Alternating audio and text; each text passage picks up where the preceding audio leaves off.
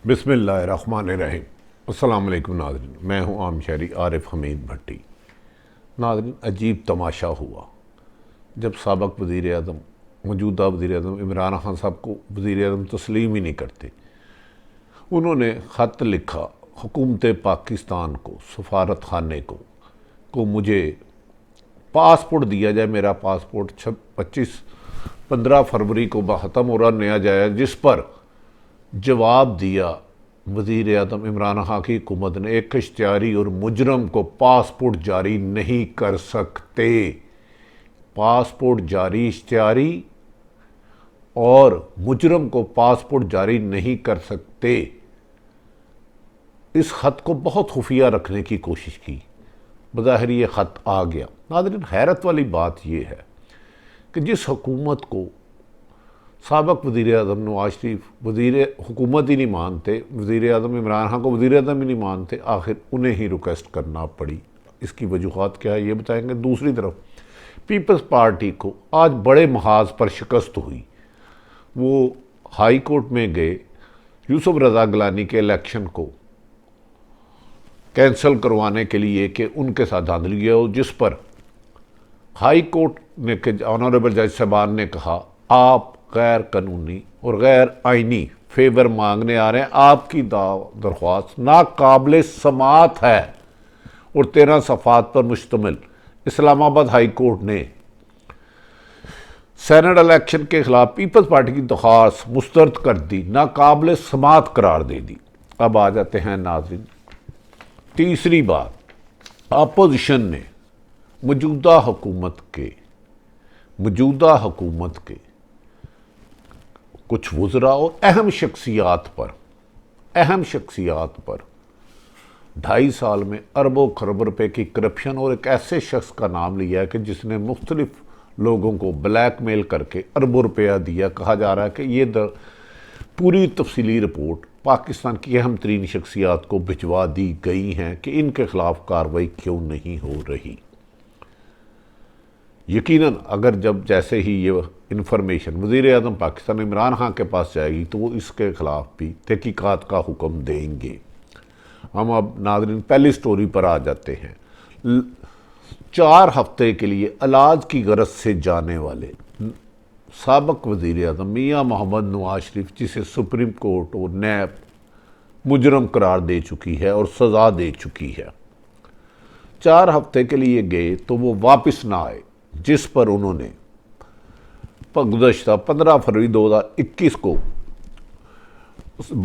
सफारत खाना है उसको एक लेटर लिखा लंदन हाई कमीशन को अपने दस्तखत से लिखा, जिसको वो वज़ीर आज़म नहीं मानते। उसी सफारत खाने को लिखा दरख्वास्त में कि मेरी पासपोर्ट 15 फरवरी को ख़त्म हो चुका है, 16 फरवरी को नया पासपोर्ट जारी किया जाए।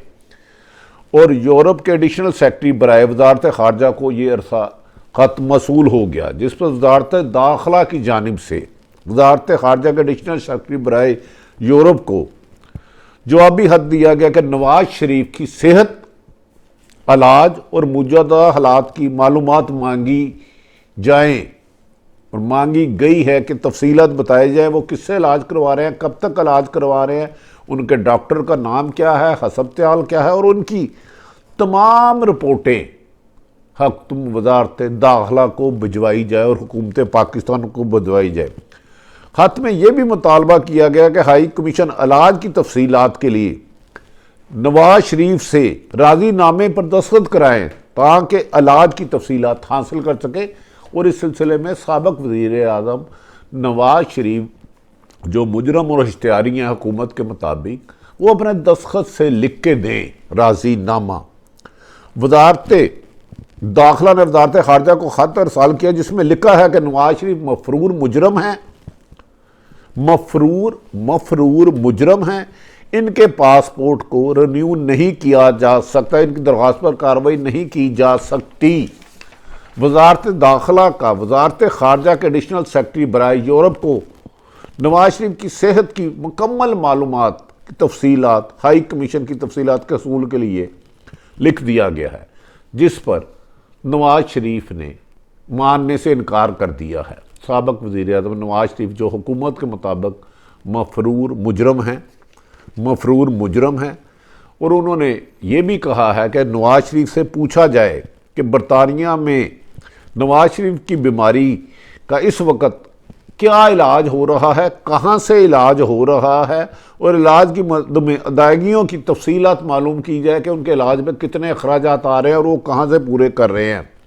जबकि नवाज शरीफ बरतानवी डॉक्टर के पास कब कब गए, इन तरीक़ों की तफसीलात बताई जाए और जितने टेस्ट करवाए गए वो भी बताया जाए, जिस पर साबिक़ वज़ीर आज़म इमरान और नवाज शरीफ ने जवाब देना मुनासिब नहीं समझा और इसकी तफसीलात वज़ीर आज़म पाकिस्तान को भिजवा दी गई, जिसको वज़ारत दाखिला ने रिजेक्ट कर दिया। दूसरी नाज़रीन बड़ी खबर, पाकिस्तान पीपल्स पार्टी ने चेयरमैन सेनेट के लिए यूसुफ रज़ा गिलानी का इलेक्शन लड़ाने की कोशिश की। 128 तकरीबन 180 सीटें थी पीटीए के इत्तेहादियों की और पीडीएम के इत्तेहादियों की थी 160। यूसुफ रज़ा गिलानी को सेनेट में कामयाब हो गई। ताहम जब चेयरमैन सेनेट का इंतखाब हुआ तो यूसुफ रज़ा गिलानी इलेक्शन हार गए। 7 वोट उनको मुंतखब जब सेनेटर हुए थे मुस्तरद हुए, कैंसिल हुए और 7 वोट ही जब वो चेयरमैन सेनेट का इलेक्शन हारे तो उस वक़्त भी रिजेक्ट हुए। इस पर इलेक्शन कमीशन पे गई पाकिस्तान पीपल्स पार्टी, तो उन्होंने कहा ये गैर आइनी है, हम इस सिलसिले में कोई मदद नहीं कर सकते। उसके बाद इस्लामाबाद हाई कोर्ट में चेयरमैन सेनेट के इलेक्शन की दरख्वास्त ने नाकाबिल समात करार दे दिया। 13 सफ़ात पर मुश्तमिल ये फैसला इस्लामाबाद हाई कोर्ट ने लिखा।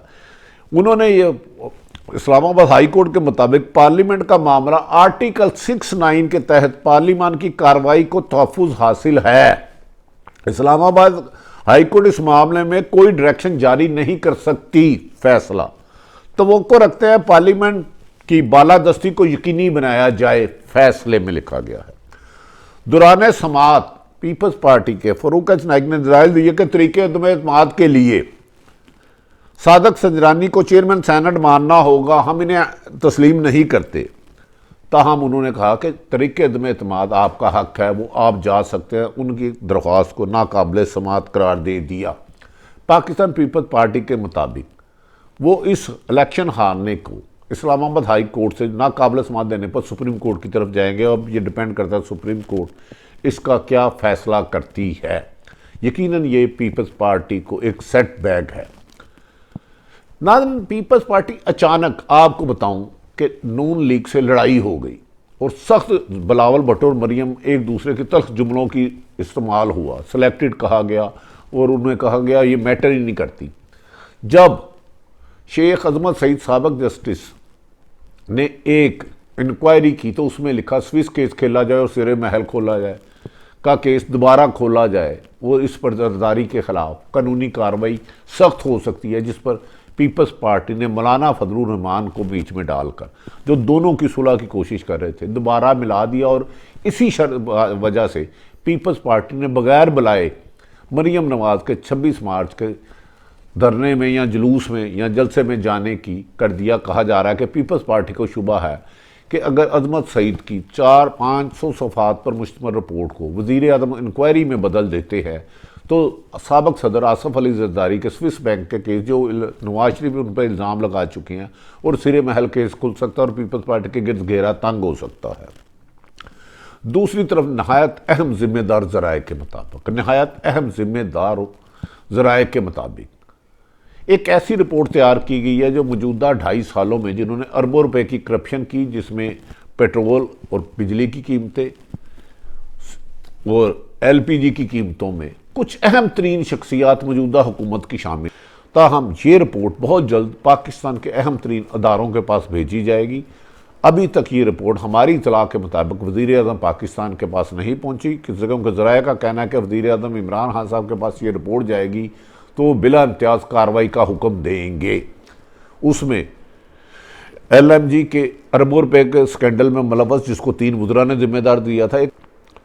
नाज़रीन, मौजूदा सूरत हाल में हुकूमत इस वक्त बज़ाहिर बिल्कुल मजबूत है। इसके जाने में इमरान खान की हुकूमत के जाने में कोई भी खदशा नज़र नहीं आता, क्योंकि PDM नून लीग और मुस्लिम लीग आपस में लड़ चुके हैं, इस्तीफे देने से इनकार कर चुके हैं, 4 अप्रैल का कह चुके हैं, उसमें भी तवक्को है कि वो इस्तीफे नहीं देंगे। ताहम साबिक जस्टिस अजमत सईद की इंक्वायरी रिपोर्ट जो ब्रॉडशीट पे बनाई गई थी स्विस केस नाम आने पर और सिरे महल के केस की रिपोर्ट आने पर उन्होंने दोबारा पीडीएम के साथ राब्ते बढ़ाना शुरू कर दिए हैं ताकि वो ताकतवर हलकों से बातचीत करके नया एनआरओ ले सकें।